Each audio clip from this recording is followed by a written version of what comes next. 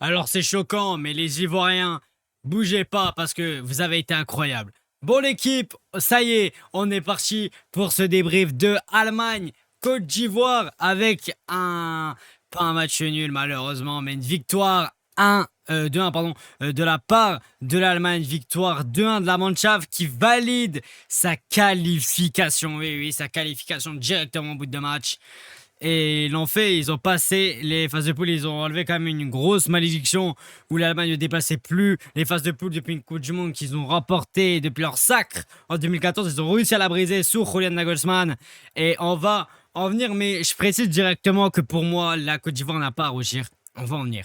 Juste avant que je commence le débrief, merci à tous ceux qui s'abonneront, likeront, etc. pour le référencement. Ça soutient la chaîne. On est proche, on est loin encore, mais on est au road to 1000 abonnés pour la Coupe du Monde. Merci à ceux qui s'abonneront, ça soutient la chaîne. Nous l'équipe, on va commencer. Moi je vais commencer par dire que le match, pour moi en tout cas de mon avis, aurait dû être gagné par l'Ivoire. Voilà, c'est mon avis, peut-être un unpopular opinion, j'en sais rien. Mais pour moi en tout cas, l'Ivoire mérite complètement une victoire. Un match nul au Calami, mais pour moi la défaite n'est entre guillemets très dur. Pour moi, la défaite est très très dure de la part pour l'Ivoire parce que l'Ivoire a tout donné. Ils étaient à 300%. T'as tout donné. T'as malheureusement choke sur des moments un peu bêtes, si je peux dire ça comme ça, même si ça a été un petit coaching payant aussi de la part de l'Allemagne. On va en venir. Mais le match commence très bien pour l'Ivoire. Au début de match, c'est simple. Pour moi, c'est plus l'Ivoire en vrai qui a un petit peu le contrôle. Même si en vrai, tu fais aller 10 minutes où l'Allemagne essaie de mettre son jeu en place. Mais t'arrives rapidement à partir en rencontre, t'arrives rapidement et l'Allemagne n'arrive pas à grand chose comparé face à Curaçao. Et c'est là où j'en viens à ce que je disais, c'est que dans le débrief de Curaçao, j'ai dit oui, ils ont gagné 7-1 et contre le Brésil, mais en tout cas, ils ont gagné 7-1, mais à pas s'enflammer parce que c'est pas parce qu'ils gagnent 7-1 contre Curaçao que le prochain match tu gagnes un 7-0 contre les autres. Et donc, il y a certains, bref, qui s'enflammaient, etc. Je pense que vous avez vu, ouais, l'Allemagne va remporter la Coupe du Monde. Bon, faut se calmer parce que là, tu l'as vu, hein, que tu n'arrivais à rien. C'est simple, dans ce match, tu n'arrivais à rien pendant, allez, une vingtaine, voire une trentaine de minutes où t'as la balle mais tu sais pas quoi en faire, tu passes sur des godets, tu te fais manger, ça récupère et tu fais que ça, tu fais l'aller-retour entre accéléré, etc. T'as quelques frappes de loin qui arrivent, t'as quelques pics, ouais, où t'essayes un petit peu de dominer, mais ce ballon t'en fais pas réellement quelque chose, t'as pas réellement quelque chose comme ce que t'avais fait avec Curaçao où t'arrivais vite à aller prendre dans le dos, etc. sur les transitions, là t'arrives pas réellement. Et t'arrives dans un cercle un peu vicieux où tu tentes, tu te frustres jusqu'à un gros contre de l'Ivoire.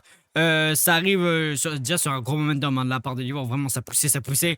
Ça arrive, je crois, côté gauche, il y a un centre. Je sais plus c'est qui, je crois, c'est Diomandé qui est repris. À la base, je crois, ça doit être de Boni ou Ahmad, un des deux. C'est contré, arrêté par Neuer. C'est, enfin, entre guillemets, mal dégagé. Si je peux dire ça comme ça, après, il peut pas dégager autrement. Ça revient sur Caissier. Il frappe du pied, il a le droit de se blesser, hein, même sur la frappe, et ça fait 1-0. Et pour moi, à ce moment-là, c'est complètement mérité. Parce que l'Allemagne ne méritait que ça dans l'ensemble. T'as rien proposé, tu fais punir, c'est complètement logique et complètement mérité dans l'ensemble pour l'Ivoire. Parce que l'Ivoire méritait, tu vois, que l'Ivoire en plus résistait beaucoup et c'était leur tactique de jeu. Mais c'est pour moi aussi ce qui a fait qu'ils ont un petit peu perdu le match aussi dans l'ensemble.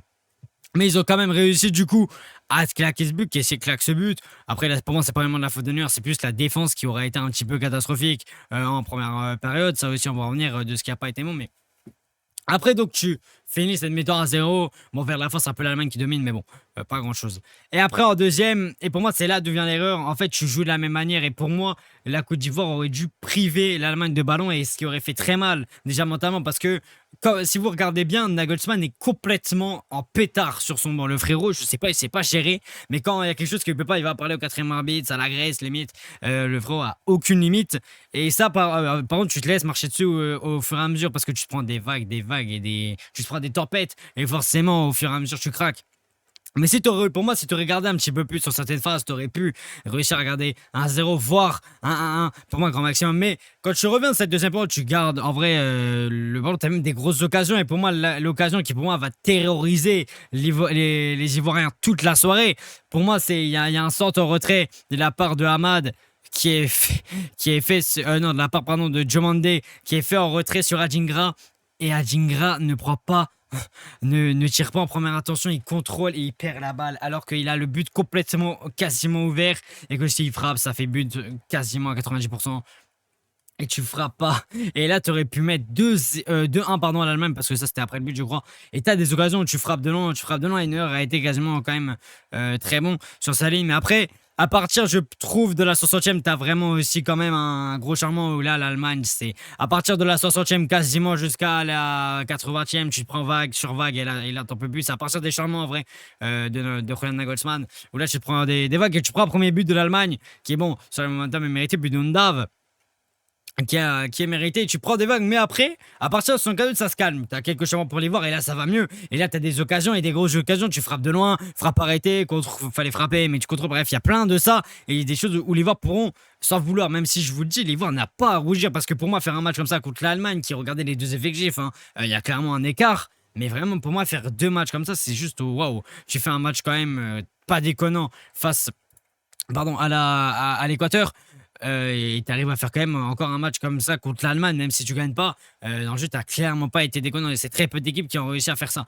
Et donc, tu arrives quand même malheureusement à prendre un but sur la fin. Tu te relâches, je pense peut-être un peu dans le temps additionnel et tu te prends un but de Undav qui intervient. Et bon, là, c'est la clim qui est mis. Là, c'est un super sub, là, Undav, l'un des meilleurs super subs, je pense. Parce que là, même contre Curaçao, il est rentré, il mettait des gros buts. Donc voilà.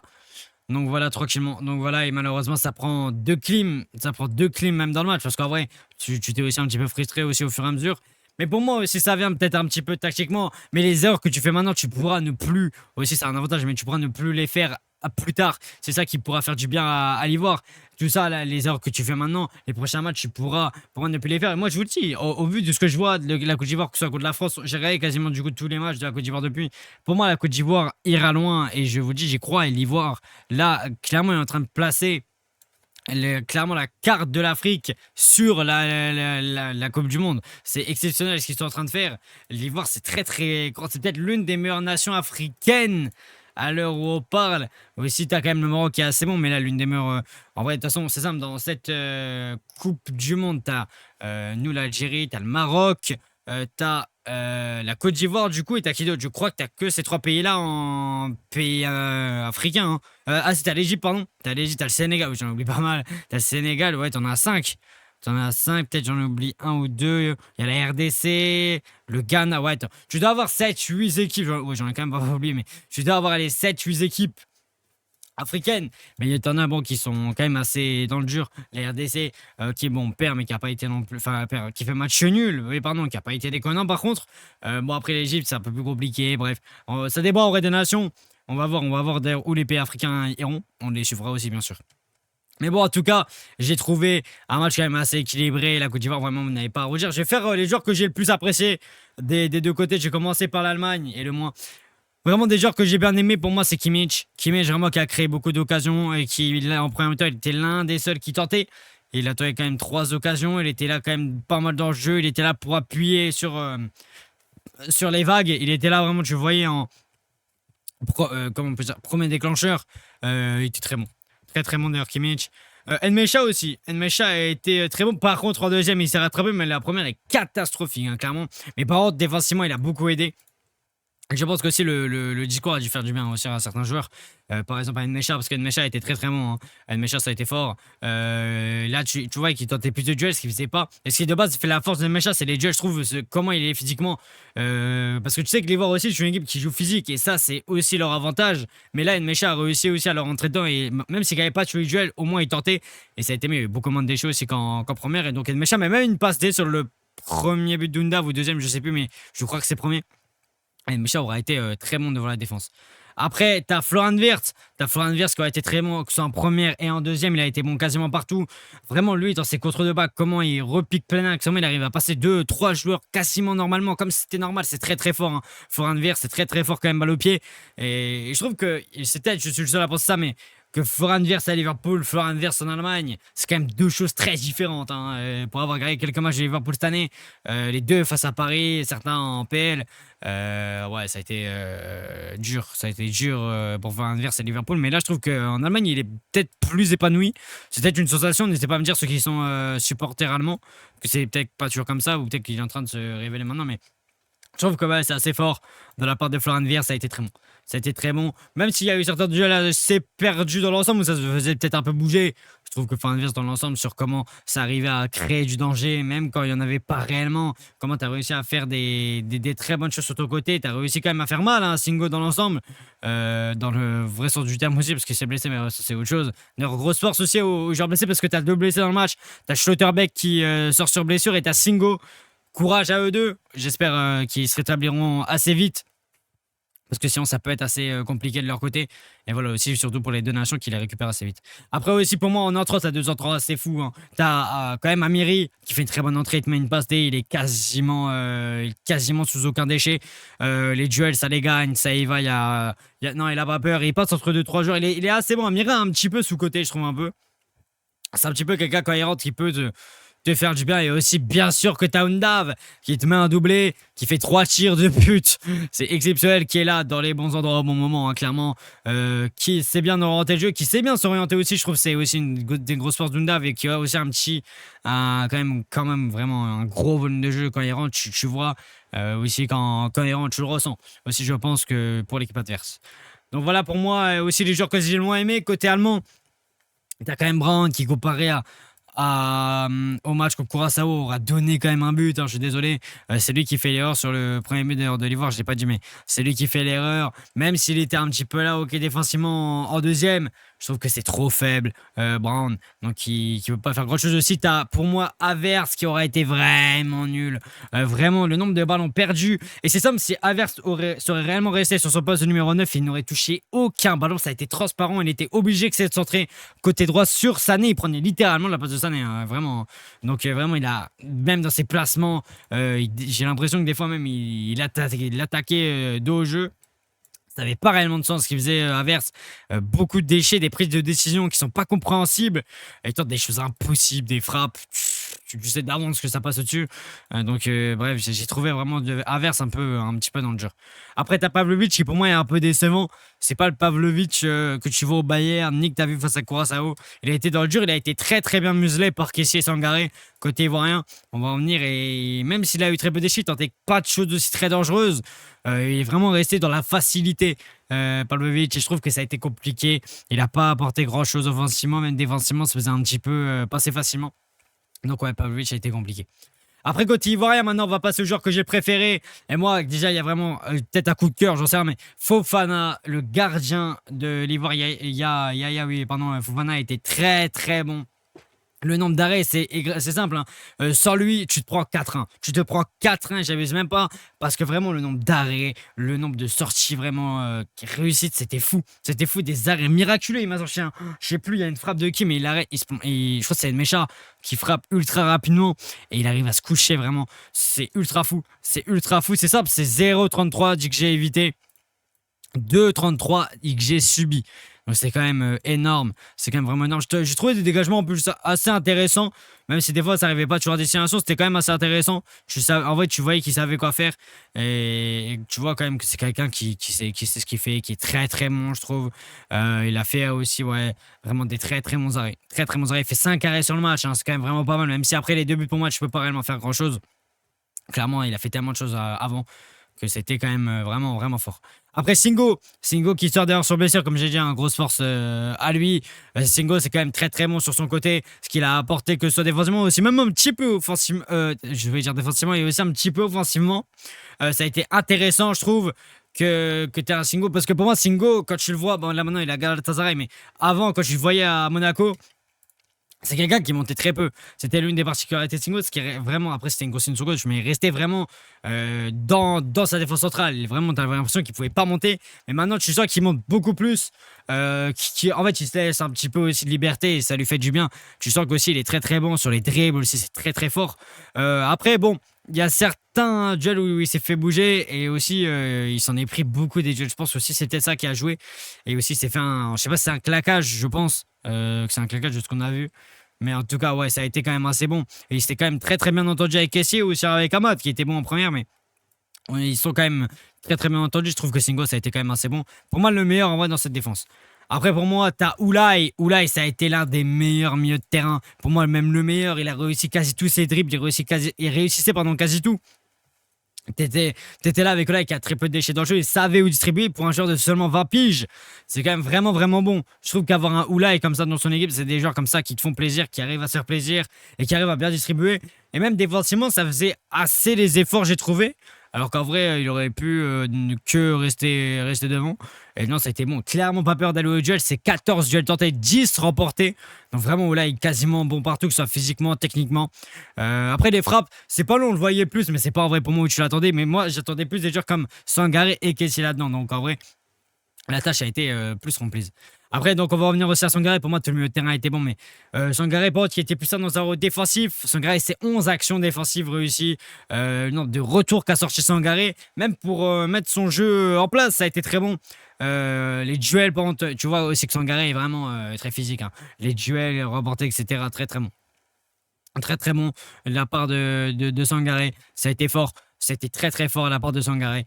Et voilà, peut-être un petit peu moins Koulaï, mais vraiment intéressant, je trouve, dans le jeu. Après, Kessié, forcément, même si Kessié, je trouve vers la fin un petit peu dans le dur, c'est lui qui perdait quelques ballons, mais c'est lui qui met quand même le but qu'il faut mettre. Il faut être là, clairement, pour le mettre. Dans l'ensemble, il y a très peu de déchets. C'est un peu pour tout le monde, hein, vous voyez, pour les voir, mais ça a été bon. Il allait un peu moins au duel que les autres et il se faisait, par contre, un petit peu plus bouger. Mais en vrai, dans l'ensemble, vraiment très intéressant aussi. Je trouve dans ses placements, je trouve que Kessié, vraiment, comment il se place sur les actions. Tu sens aussi qu'il a un peu de vécu derrière lui, hein, qu'il sait un peu comment faire, etc. Et c'est quelqu'un qui, je pense, dans une équipe, doit t'apporter un petit peu de sûreté. Et je pense qu'il doit. Il t'apporte aussi des bonnes choses. Tu sais aussi que tu as des gens comme ça qui sont déjà bons et que tu peux déjà mettre. Pour moi, de toute façon, Kessié, c'est un titulaire indiscutable pour les éléphants. Donc ça, pour moi, ça bouge pas pour Kessié.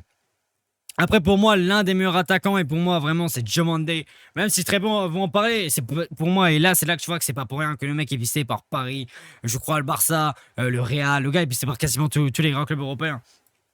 Vraiment, c'est fou ce que fait Diomandé à son âge. Le mec a 19 ans, il joue à RB Leipzig. C'est fou. C'est fou ce qu'il fait. En fait, le nombre, comment il arrive à se retourner si facilement, provoquer en contre un face à deux joueurs, distribuer. En fait, ce mec est complet à la mort et tu le vois déjà. Et le pire, c'est que ce gars a forcément de la marge de progression. Nasser, si tu passes par là, hein, si tu as 130 millions à donner, c'est quand tu veux. Mais, mais en tout cas, vraiment, là c'est vraiment Diomandé. Ce gars est trop fou. Ce gars et le pire, c'est que tu sais que quand il est développé, il peut tenter une dinguerie. Et il faut faire attention parce que ce gars, une fois sur deux, tu sais pas ce qu'il va faire. C'est une enroulée du droit, il va repiquer pour essayer de frapper du gauche. Ça peut être des passements de jambes, il peut essayer de repiquer. Ça peut être. En fait, il peut tout faire. Je trouve que ce gars a vraiment ce côté imprévisible que moi je kiffe chez certains joueurs. C'est un peu un Ousmane, bis, même si Ousmane, bref, c'est encore autre chose. Mais Ousmane a les deux pieds, tu sais jamais aussi vraiment ce qu'il va faire. Donc c'est un peu pareil. Mais ouais, en tout cas, vraiment, très peu de déchets, même si en deuxième, on l'a moins vu. Mais pour moi, c'était à cause de Conan, et ça, on va en venir. Mais pour moi, Diomandé a été très très bon. Il a été très très bon, vraiment, j'ai kiffé ses placements, ses dribbles, comment il arrive à provoquer. Même si les frappes, c'était un peu de chimie dans l'ensemble, mais après, il va s'améliorer avec le temps. Il est jeune et il a une grande marge pour moi de progression. Après, on va passer au joueur que j'ai le moins aimé. Bah, pour moi, il y en a deux réellement qui, pour moi, étaient réellement, réellement en dessous. C'est Conan. Conan qui aura vraiment pas fait grand chose, qui sera resté à gauche du rang central pour essayer d'aider Oulai, mais en vrai, il aura pas réussi grand chose. Que des passes simples qui servaient pas à grand chose dans le jeu pour faire un peu gonfler les stats, là, les passes, hein, clairement. Et je trouve que dans l'ensemble, Conan, ça a été très peu intéressant. T'as pas eu réellement. Tu voyais pas un latéral gauche qui pouvait te faire la différence. C'est pour ça aussi que Diomandé en deuxième était moins bon, parce que aussi, bah là. T'avais un Olay qui restait plus défensivement vers la fin et en deuxième, vu que ça prenait des vagues allemandes, pardon, et que là, du coup, bah, forcément, Conan aussi restait défensivement et Diomandé n'était pas aidé offensivement. Donc c'était plus compliqué, mais Conan, ouais, j'ai trouvé pas intéressant. Pas intéressant, déplacement aussi un petit peu bête des fois, hein, ça. Tu sens qu'aussi, c'est des joueurs qui peuvent aussi, pas changer leur match, mais qui peuvent avoir des moments aussi assez compliqués. Des joueurs pour moi comme Conan, ça peut être des fois un peu compliqué. Après, t'as Boni, Antoine Boni, pardon, l'attaquant de base de l'Inter, qui pour moi fait un match dur. Hein. Dur, on le voit très peu. Je trouve qu'aussi, comment il arrive à contrôler, comment il arrive à essayer de provoquer, je trouve que c'était pas réellement bon. Il prenait pas généralement la décision qu'il fallait. Il tente qu'une pauvre frappe dans le match. Il est quand même assez transparent, Boni, dans l'ensemble.